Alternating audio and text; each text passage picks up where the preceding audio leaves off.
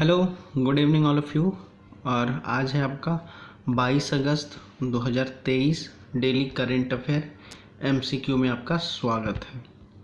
ठीक, तो चलते हैं पहले क्वेश्चन पे। आप लोग पेन पेपर अपना लेकर तैयार हो जाइए। पहला क्वेश्चन आपका बनता है कि consider the following statement with respect to national disaster respond fund. NDRF की बात कर रहा है ये। तो पहला स्टेटमेंट आपका कहता है it is a fund manage by the central government to meet the expenses for emergency response and compensation. दूसरा क्वेश्चन कहता है it is placed in public account of government of India under the reserve fund not bearing interest. तीसरा statement the national executive committee NEC of NDMA takes decision on the expenses from the National Disaster Response Fund। इसमें तीनों में से आपका कौन सा सही है वो चुनना है आपको। आपका ऑप्शन है A only 1, B only 2, C only 3, D none of these। आपके पास 10 सेकंड का टाइम है। इसका सही आंसर होगा आपका B यानी ओनली 2। केवल 2 सही है, दोनों सही है। अब केवल 2 कौन कौन सही है तो देखिए आपका स्टेटमेंट फर्स्ट आपका कहता है कि it is a fund manage by the central government by meet the expenses of emergency response. और ये रिवैल्यूएशन एनडीआरएफ की बात करें तो ये स्टेटमेंट आपका पहला गलत हो जाए। दूसरा स्टेटमेंट कहता है it is placed in the public account of government under the reserve fund not bearing interest. दूसरा स्टेटमेंट आपका बिल्कुल ही सही है।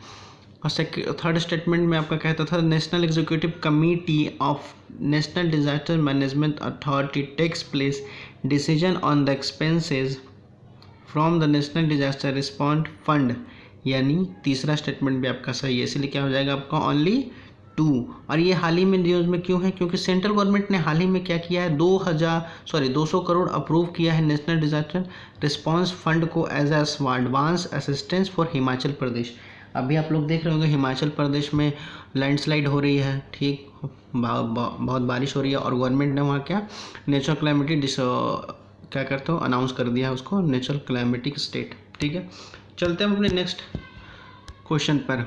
Consider the following statement with response of gene edited mustard.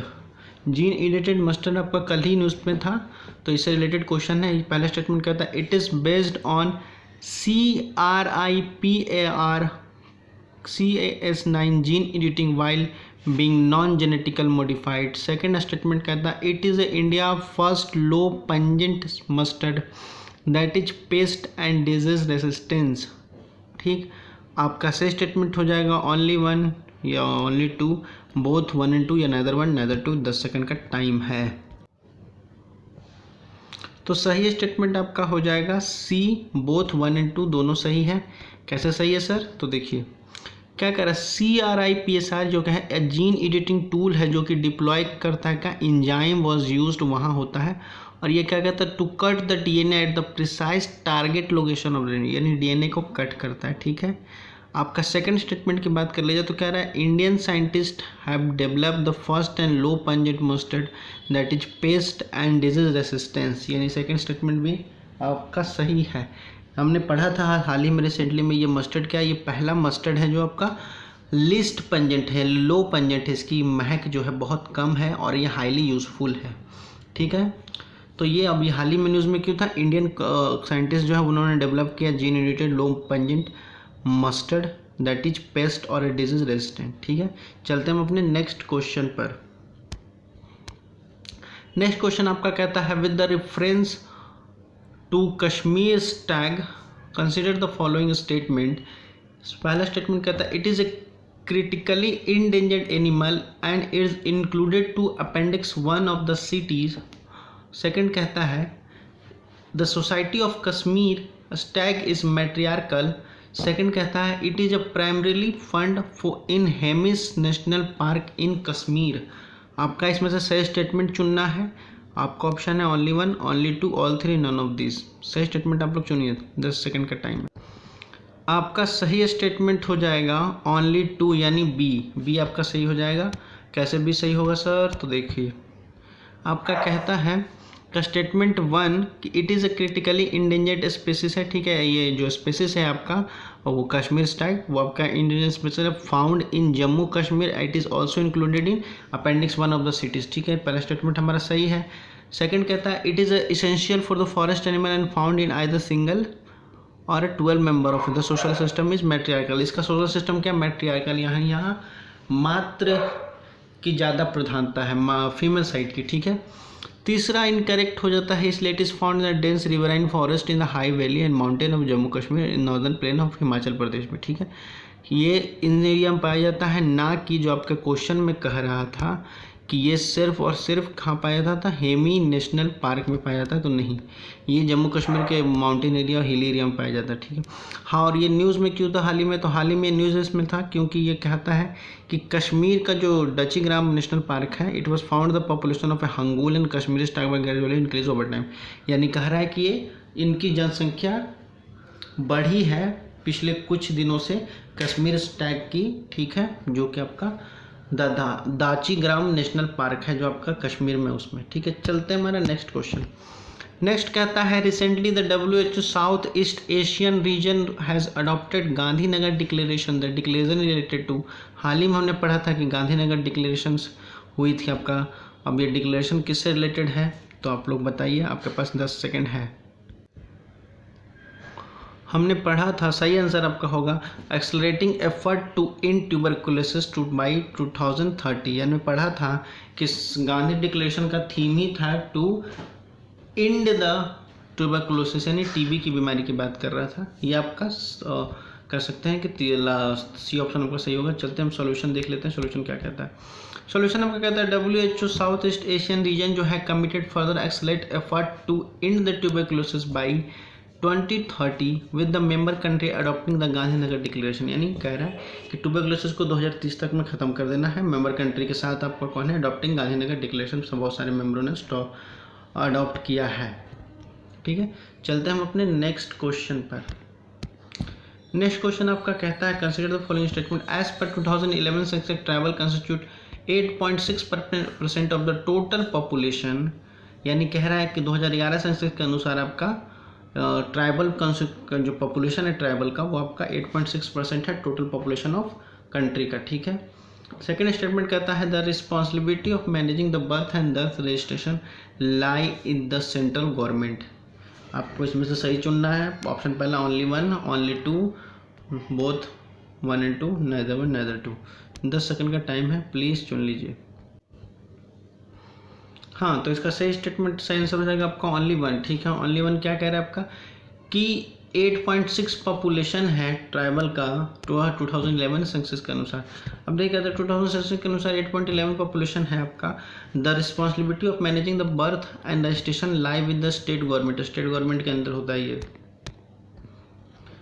Next question है आपका Recently, the Supreme Court appointed a committee to oversee the relief and rehabilitation in Manipur. The committee is chaired by, पहला option आपका गीता मित्तल है, दूसरा आपका शालिनी पसंकरा जोशी है, तीसरा आपका है आशा मेनन, चौथा है आपका इंदु मल्होत्रा। तो आपके पास 10 सेकंड का टाइम है, प्लीज डिक्लेयर। हाँ, तो सही आंसर आपका हो जाएगा गीता मित्तल जी हैं जो आपके इसके चेयरमैन हैं, ठीक है। अब क्या आपका सॉल्यूशन कहता है recently the committee of a former high court appointed by the supreme court to oversee the relief and rehabilitation in Manipur has submitted 3 report on loss and reconstruction of essential documents.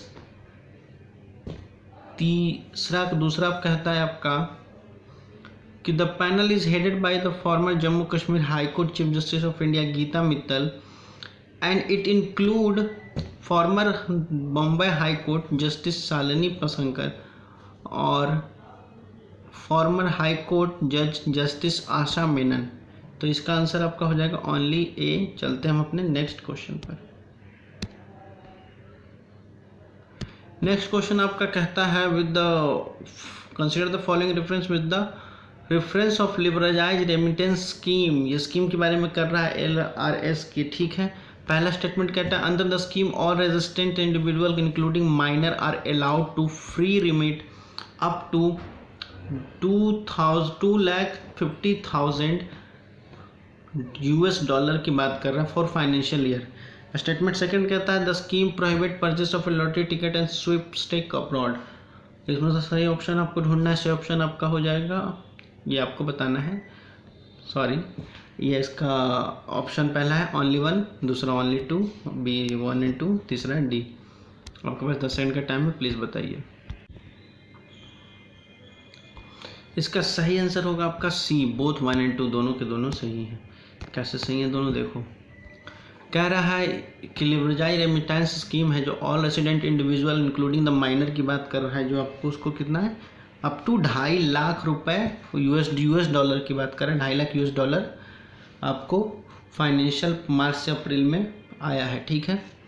अब दूसरी statement की बात कर ली जाए तो कह रहा है this scheme is not available for the following remittance purpose specially prohibited under the schedule 1 like the purchase of lottery ticket and swipe stick, ठीक है।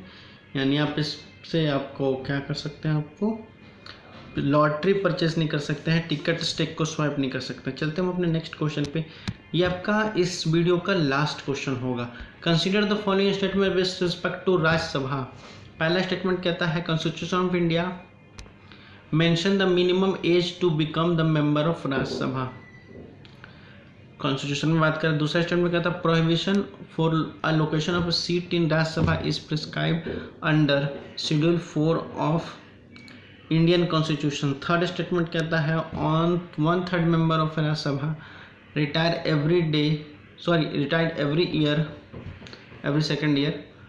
सही स्टेटमेंट आपको चुनना है तो इसमें होगा A 1 and 2, B 2 and 3, C 1 and 3, D 1 2 and 3।